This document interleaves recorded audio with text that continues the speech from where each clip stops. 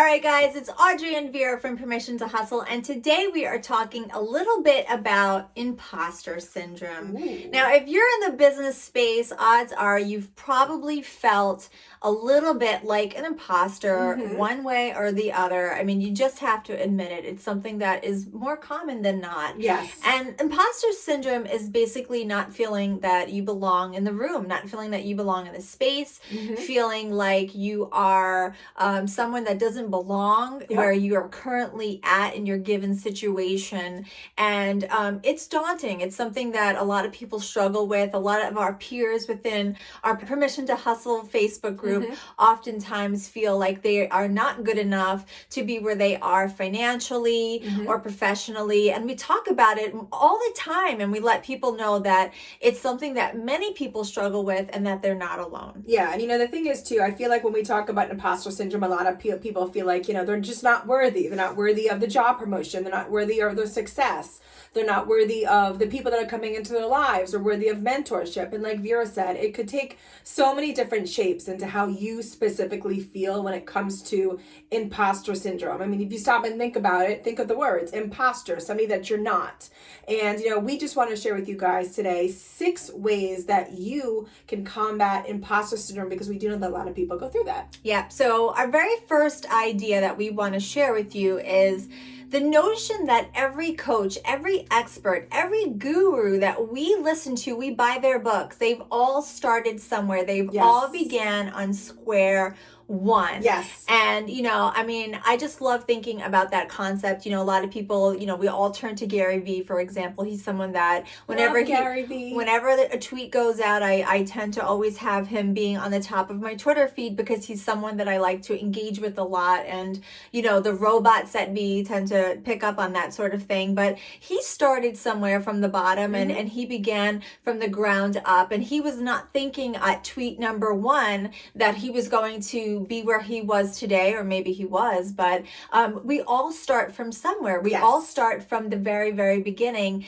and there's solace in that. There's, not everyone started with $1 million in their hand and a big famous name behind them. There's a lot of people that started with absolutely nothing, and I love reading those type of stories. Yeah. So when you're looking at these people, these success stories, I love reading success stories, and I love looking at people, and I don't look at people and I think, oh gosh, they can do it and I can't. I look at people who have those type of success stories and I think that is incredible. Yes. And if they can do it, then I can. Yes. And so I hope that you do the same thing. So when you find yourself feeling a little bit down, try to turn that mentality around and seek out those stories. Look for the people that had just a dollar and a dream.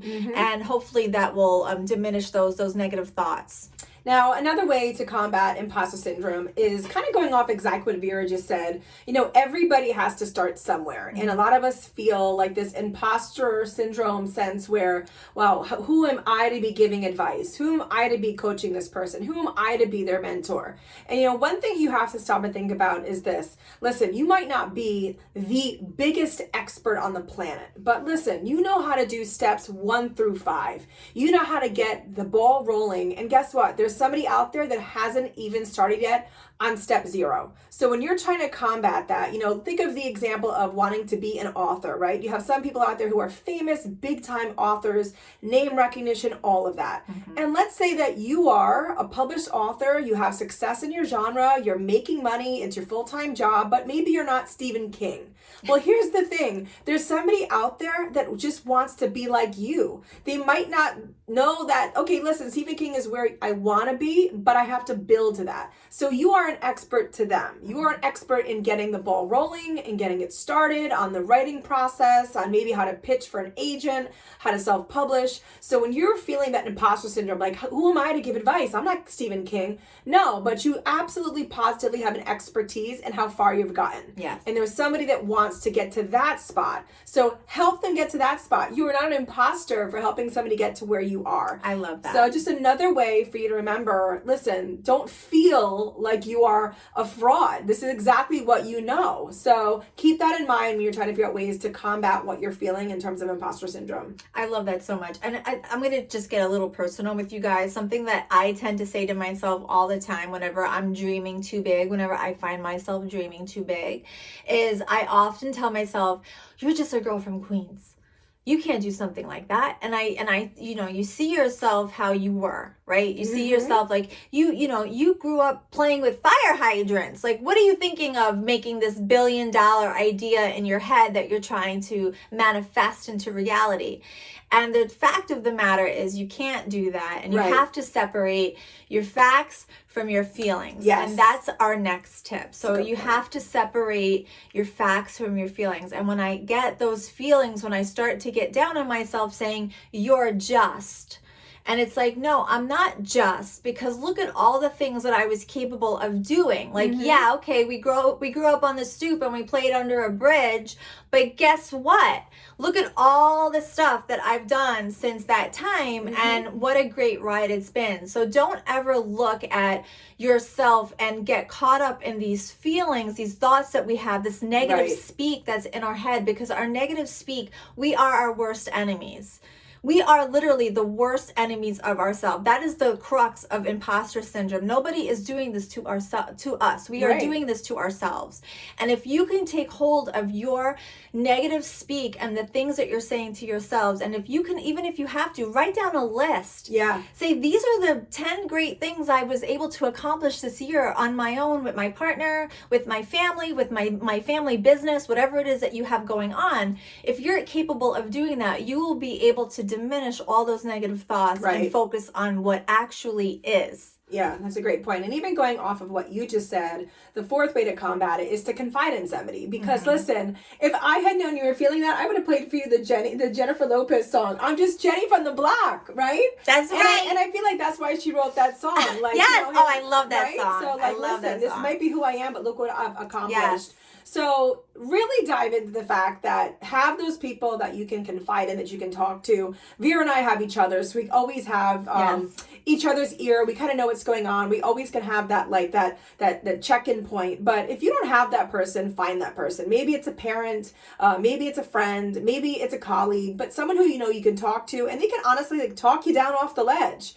Because if you are feeling imposter syndrome and you are feeling not good enough, not worthy enough, and not worthy of the success that you're getting, you really should confide in somebody, because you want someone to take you and go, no, this is why you deserve it. This is why you should be open to it, embrace it, because you are worthy, and this is why you're worthy. And sometimes it is as simple as that, to have that friend or that person in your life, that mentor, that's going to give you that self-check point. You really want to make sure you have people that have your best interest at heart. And when you are feeling these feelings, because they're not fun feelings to have, if you've ever felt it, you do know. Sometimes it's like a deep, dark hole that sometimes it's tough to crawl out of. Yes. And to have somebody there to pull you out is something that really we all should have in business, especially as an entrepreneur, because it can be a really isolating world sometimes. So find those people to confide in and bring you right out of that. And the last two that we have, I think, are the most important too. So make sure that you stick around until the end. And if you've liked these tips so far, make sure that you hit the subscribe button and that notification bell, because we have so much more coming up. But again, this is all about attitude, and this is all about taking these thoughts and try to making them from negative to positive. But take the notion of feeling this imposter syndrome and try to flip it on its side and view it as a gift. So you're waking up and you're not feeling your best, and you're feeling like you're not in the right position. You're not feeling like you belong. Well, I want you to take that attitude and take that emotion and turn it around, turn it on its side, and say, no, this is a gift. This means that I'm willing to learn. This means I'm willing to grow. This means I want more for my business. I want more for my clients.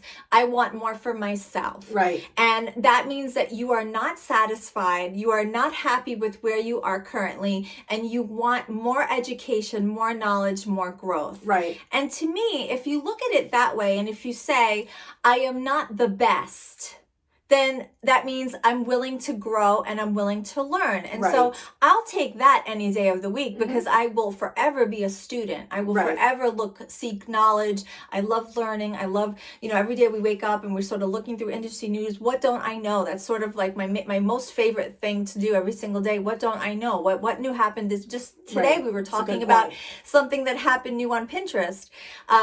It's always great to sort of seek out that new knowledge. And so if imposter syndrome forces me to always be a better person in my space, then maybe it's not so bad. Absolutely. And then the sixth way to combat imposter syndrome is probably short and sweet, but it's something that you really need to hear. So, and we want you to really think about this.